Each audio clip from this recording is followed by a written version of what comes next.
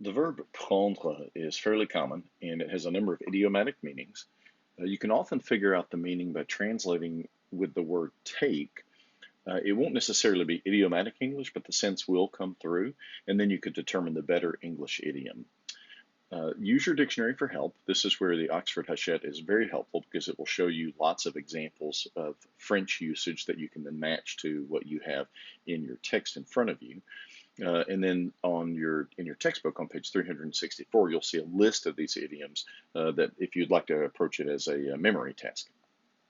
The verb tenir is very similar. It has a number of idiomatic meanings, and these are more difficult than other idioms. This verb I have found is used a lot more frequently in a lot more wide situations than we might expect, and so it's a little bit more difficult to get a sense for it. It can often mean to take, to hold, or to pull. And so try those on for size first to get the sense of what you are doing. And then you could work from that to a better English idiom. Again, use your dictionary for help. It will give you lots of examples that you can compare to what's in front of you to see what fits best. And then on page 366 to 67 of your text, you'll see a list of these idioms if you want to approach it as a memorization exercise. The possessive pronouns are very, very common. The possessive adjectives that you have seen are mon, ton, son, etc. for first, second, and third person. And then these are paired with a noun to indicate possession, but the possessive pronouns will take the place of the noun. And so those will indicate possession, but by taking the place of the noun that they're referring to.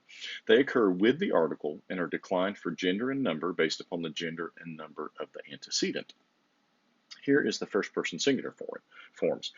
Le mien is masculine singular, la mienne feminine singular, les miens masculine plural, les miennes feminine plural. These will be used when the antecedent, the object they are replacing, is masculine singular, feminine singular, etc. All of them can be translated as mine or my, depending upon the context, but the gender and number will vary based upon the word that they replace. The principle is the same throughout. Here are the second person singular forms. Here are the third. These would be translated as yours and then his or hers, depending upon who is doing the owning. These are the first person plural forms.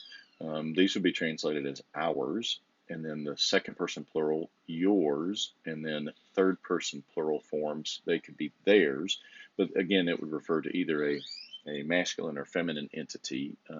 We don't really have a word in English to distinguish, but the thing that is being owned is either masculine singular, masculine plural, or feminine plural, and you use the form appropriately. Let me show you some examples. Laban répondit à Jacob, ses filles sont les miennes, leurs enfants sont les miens. Laban responded to Jacob, these daughters are mine, their children are mine.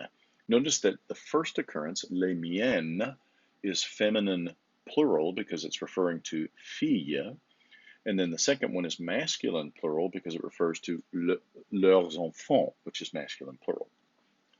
Car Jésus-Christ s'est offert en sacrifice pour le pardon de nos péchés, et non seulement des nôtres, mais aussi de ceux du monde entier. Because Jesus Christ was offered as a sacrifice for the pardon of our sins, and not only ours, not only for ours, but also for those of the entire world. You'll notice here that des nôtres is a combination of de plus the article and notre, and so that has to be taken into account in the translation. But you can see clearly that it's a masculine plural pronoun, and it refers back to péché, which is masculine plural. Tu as examiné toutes mes affaires. As-tu trouvé un seul objet venant de chez toi? Montre-le à mes gens et aux tiens, et qu'ils jugent entre nous deux. You have examined all my things. Have you found a single object coming from yours, your place, your house? Show it to my people, à mes gens, to my people, and to yours. Au tien is a combination of the preposition à plus the article plus tien, referring to your people, so it has to be masculine plural, and let them judge between us two. The Last section of this chapter indicates common conjunctions which take the indicative. These are important because they will help you recognize the difference between certain indicative forms that overlap with the subjunctive. The argument being is that when you see these, you will have an indicative following. So if there's any doubt, you'll know which verb mood is indicated. But as we've stated, there's not going to be a large difference in translation, primarily because English does not differentiate between the subjunctive and the indicative much anymore. So you can translate it the same. This will just help you with recognizing what is on the page.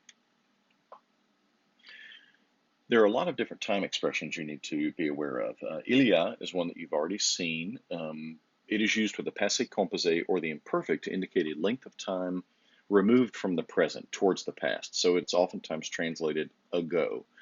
Il a plu il y a 2 jours. It rained 2 days ago.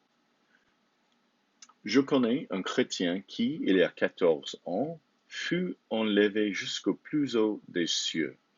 I knew a Christian who, 14 years ago, was raised up to the most high of the heavens. Il y a plus a time, plus que plus the present tense, really should be translated by the perfect tense in English. Il y a 5 semaines que nous suivons ce cours. Literally, there are 5 weeks that we are taking this course. What do we mean by that? We mean that we began the course 5 weeks ago, and it has been continuing and continues into the present, even though 5 weeks have passed. So 5 weeks, for 5 weeks, we have been taking this course. We have been in this course for 5 weeks. Voilà and voici can function in the same way, just pointing out a time period. Voilà 10 minutes que je suis ici. Literally, there are 10 minutes that I am here. We would translate that as, I have been here for 10 minutes, would be a good translation. The imperfect tense moves the expression back in time 1 notch to the past perfect. Il y avait 10 minutes que j'étais là. Literally, there were 10 minutes that I was there, but the more idiomatic way to say it would be, I had been there for 10 minutes. When you have the passé composé plus depuis plus a length of time, that equals a duration of that action that it was ongoing. So you would say for such and such a time. When it occurs with the present tense, you would translate using the perfect. J'habite à Londres depuis 12 ans. That means the action began 2 years ago. It has continued to the present time. We would say, I have lived in London for 2 years. When it's in the imperfect, we would translate using the past perfect. That means the action began in the further past and it continued up to this point in the past that we're talking about. I had lived in London for 2 years when some other activity transpired. If depuis is used with a point in time, not a duration or a length, you translate it with since. J'habite à Londres depuis 1995. I have lived in London since 1985. A quick word about French adjectives. They can, as you know, precede or follow the verb, and certain adjectives will do both, and their meaning will change based upon their position relative to the noun. So see your textbook, page 390, for a list of the most common ones and the meaning associated with the order. And then use your dictionary for help. Context will also be useful. Some have a positive connotation if they precede, or a negative if they follow, etc. So context will be helpful in determining what's the best meaning here. There are 2 verbs that you have to be familiar with, servir and sentir, which have some particular idiomatic meanings. The meaning of servir will often depend upon the following preposition, so your dictionary will help you in that regard. And then the meaning of sentir will largely depend upon the context. So use your dictionary for help. I realize that's a common refrain, but that's one of the reasons I like this dictionary, is it will help you and show you lots of examples so that you can figure out which one you have appropriately for your context. Many indefinite adjectives can function like pronouns, as in English, and then there are other common indefinite expressions in your textbook on 393 to 94. Many of these take the subjunctive because they indicate a contingency. I don't know exactly who we're talking about, but whoever But there's going to be little difference in translation because English has tended to drop strict use of the subjunctive. So in these instances, you will recognize what's on the page as the subjunctive, but you won't necessarily translate it any differently.